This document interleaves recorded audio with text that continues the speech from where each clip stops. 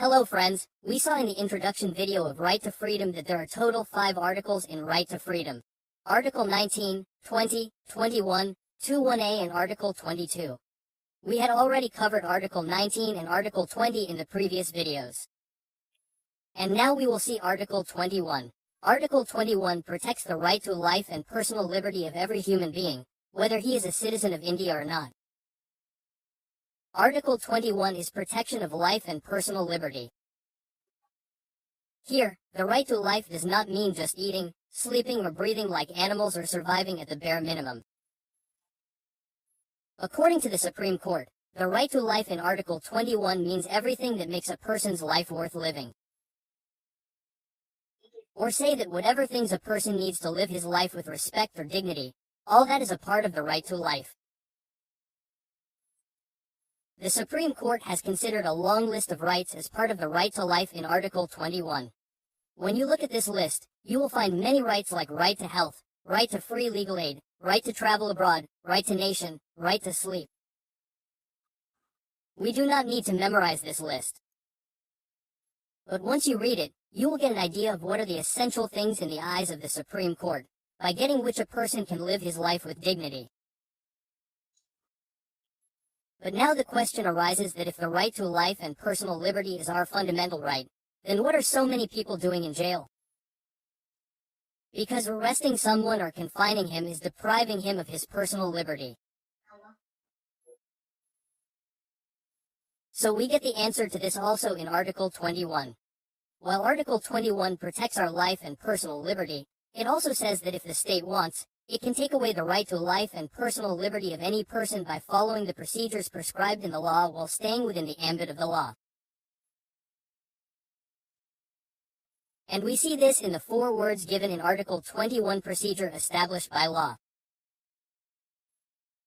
That is, the state can enforce or deprive the right to life or personal liberty of any person by following the procedures prescribed by the law. But if the state does not follow the law or does not follow the proper procedures, then you can file a writ petition in the Supreme Court and challenge this act of the state. That is, from whatever we have understood till now, one thing has become clear, that Article 21 protects our right to life and personal liberty from arbitrary executive action. We can understand this in a simpler way, that the state executive cannot snatch away anyone's right to life or personal liberty at its own will. Whatever work it does, it can do within the ambit of the law. So whatever story we are seeing here is dependent on whether the law is being followed or not. But if the law itself is wrong, then if we see our laws that we follow, many laws like CRPC and IPC are laws from the British era. So it is not necessary that all the laws written at that time are valid. So can you challenge them in the Supreme Court? If such a question is coming to your mind, then read this line once again. Procedure established by law. This line clearly says that whatever is written in the law will be followed. The law is reasonable, just, fair. You cannot ask these questions. So, it is clear that Article 21 protects our right to life and personal liberty from arbitrary executive action.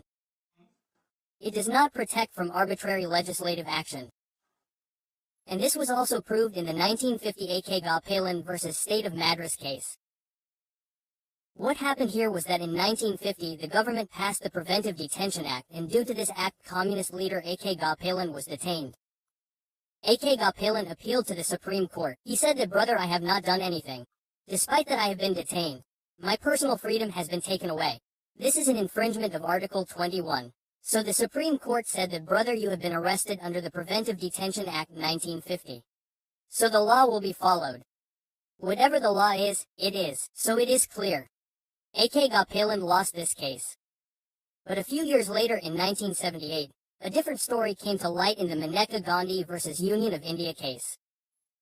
What happened here was that the government of India confiscated Maneka Gandhi's passport. They did not give any specific reason. They just said that your passport is being confiscated in public interest. Maneka Gandhi filed a writ petition in the Supreme Court that without a passport she cannot go out of the country. In a way, she has been imprisoned inside the country. So this is an infringement of Article 21. So the Supreme Court asked the government, what is the matter? Why does she have a passport? I am asking you. So the government replied that it is written in Clause 10 of the Passport Act 1967 that we can confiscate anyone's passport in public interest. So we did it. So the Supreme Court said, what kind of law is this? At least the law should be reasonable. That is, the Supreme Court overruled its old judgment and said that Article 21 will now also see that the law should be reasonable. That is, Article 21 now protects us from both arbitrary executive action and arbitrary legislative action. So we can say that, of course, procedure established by law is written in our Constitution. But after the Maneka Gandhi case, the Supreme Court's interpretation points towards due process of law. Due process of law is an American expression which says that the executive should work within the ambit of the law and the validity of the law can also be challenged. After the Maneka Gandhi case, in many other landmark judgments such as Francis Corelli Mullen, Olga Tellis, and the 1993 Uni Krishna case, the Supreme Court has repeatedly reiterated in its judgments that the validity of the law can be questioned. So this is about the right to life. But when we talk about the right to life, this question also comes to our mind that if the Constitution gives us the right to life, then does it also give the right to die? Can we end our life according to our wish? Look, life can be ended in two ways, through euthanasia or through suicide. The difference between these two is that if you kill yourself, then it will be suicide. But if a person is terminally ill, that means he is suffering from a disease for which there is no cure. He cannot get up from the bed. His condition is so bad that he cannot do anything. That means life has become worse than death. And in such a situation, if any other person, mostly doctors, give him such an injection so that he dies quickly, then it will be called euthanasia. So this is the difference. Now this suicide was a punishable offense till a few years ago. If a person was caught committing suicide, there was a provision for punishment for him. But in 2017 a new law came and suicide is no longer a criminal offense.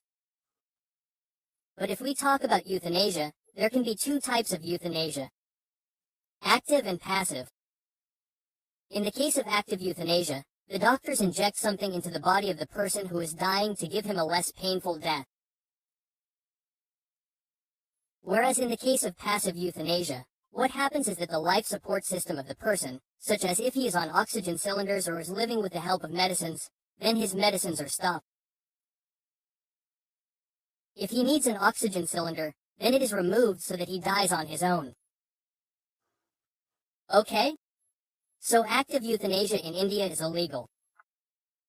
Whereas passive euthanasia was made legal in 2018. So this was Article 21. If you like this video, then like it.